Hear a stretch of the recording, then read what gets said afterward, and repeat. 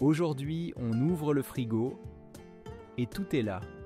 Des légumes froids, nets, bien alignés, mais fragiles, éphémères et parfois sans goût, mais autrefois sans frigo, sans plastique, sans cocu, sans chaîne du froid.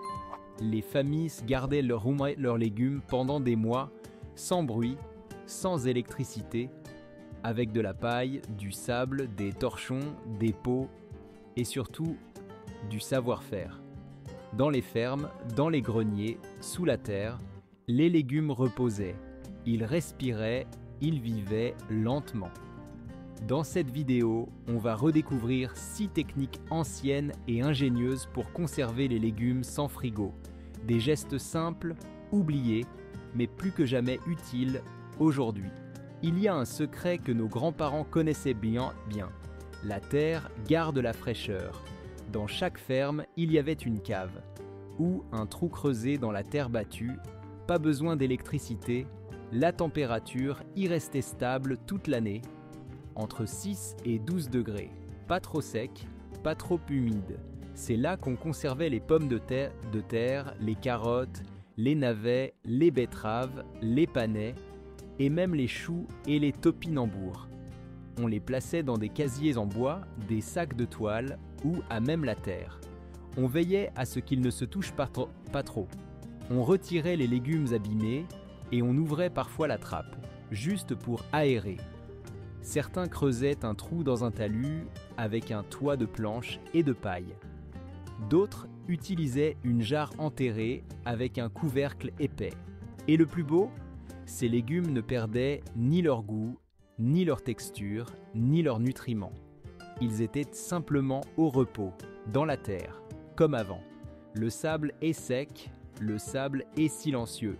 Et pourtant, ils conservent la vie. Dans les fermes, on utilisait du sable sec et propre pour stocker les carottes, betteraves, navets, panais, radis noirs. On remplissait une grande caisse en bois. On déposait les légumes sans les laver, juste brossés, puis on les recouvrait d'une couche de sable. Une couche, un légume, une autre couche, et ainsi de suite.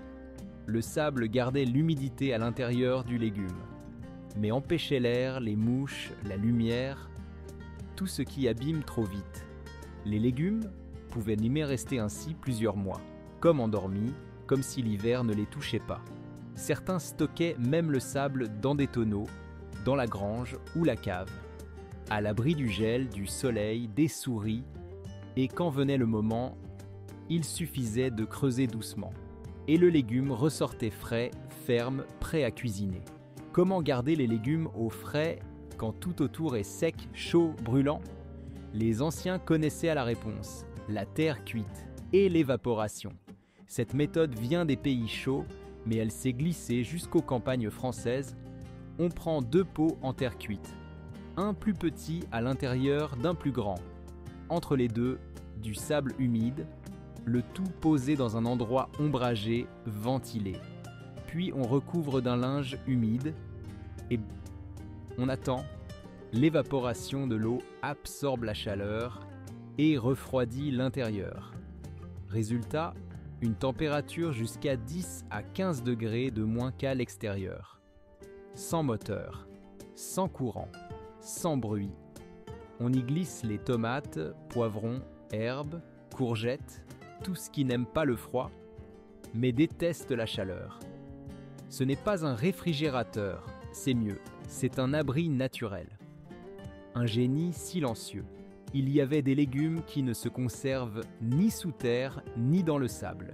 Les salades, les herbes fraîches, les épinards, les jeunes oignons, trop fragiles, trop humides, trop sensibles à l'écrasement. Mais les anciens avaient trouvé une solution simple, l'air et l'humidité contrôlée. On enveloppait ces légumes dans des torchons humides, propres et épais. Juste assez pour leur offrir une fraîcheur naturelle, mais sans excès, car trop d'eau et tout pourri. Puis on les plaçait dans des paniers suspendus, accrochés au plafond de la cuisine, dans un cellier ou sous un appentis ventilé. L'air circulait, les mouches restaient loin et l'ombre gardait les feuilles en vie. On changeait les torchons régulièrement, on contrôlait l'humidité avec les doigts et on mangeait vite, mais jamais dans la panique. Ce n'était pas une méthode de longue durée, mais c'était une méthode respectueuse, douce, silencieuse. Et les herbes gardaient leur parfum, les salades, leur croquant, et la cuisine, son rythme simple. La fermentation est une magie ancienne. Pas besoin de feu, pas besoin de froid. Juste du sel, de l'eau et du temps. Les anciens la maîtrisaient sans le savoir. Ils mettaient les choux, les concombres, les haricots, les poireaux dans de grands pots en grès. Ils ajoutaient de l'eau, une poignée de sel et ils laissaient faire la nature. Lactobacilles, fermentation naturelle, les légumes devenaient acides, croquants, parfumés, mais surtout imbattables en conservation. Pas de moisissure, pas de pourrissement, un équilibre vivant, autonome, incorruptible. Les pots étaient de rangés à la cave, au frais, on n'ouvrait que quand c'était prêt. Et parfois, des mois plus tard, les légumes étaient encore meilleurs. Choucroute, cornichons, ail lacto-fermenté, haricots au sel, autant de recettes simples, puissantes, que nos grands-parents faisaient sans le savoir-faire moderne, mais avec l'instinct et la patience. Aujourd'hui encore, la lactofermentation revient, et c'est peut-être le signe que tout ce qui est vivant revient toujours. Parfois, il ne fallait ni sable, ni pot, ni cave. Il fallait simplement du vent, du soleil et de la patience. Les oignons, l'ail, les courges, les haricots, on les faisait sécher, naturellement, lentement, jusqu'à ce qu'ils deviennent stables, immuables. On suspendait les bottes d'ail dans la grange, on accrochait les haricots en guirlande sous les poutres, on laissait les courges sur les étagères bien aérées et on retournait parfois les légumes pour que chaque côté respire. L'air faisait son travail, le temps aussi, et le résultat tenait parfois toute l'année. Pas de perte, pas de déchets. Juste une transformation douce, visible, silencieuse. Le séchage, c'était une évidence.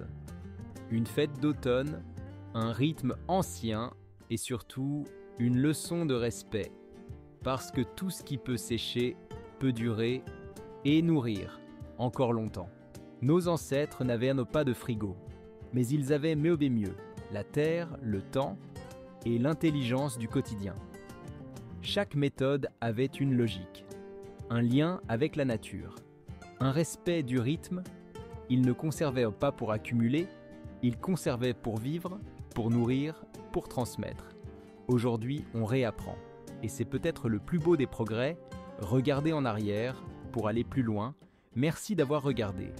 Abonnez-vous à Mémoire Rurale et chaque semaine, redécouvrez avec nous ces gestes simples qui parlent encore très fort.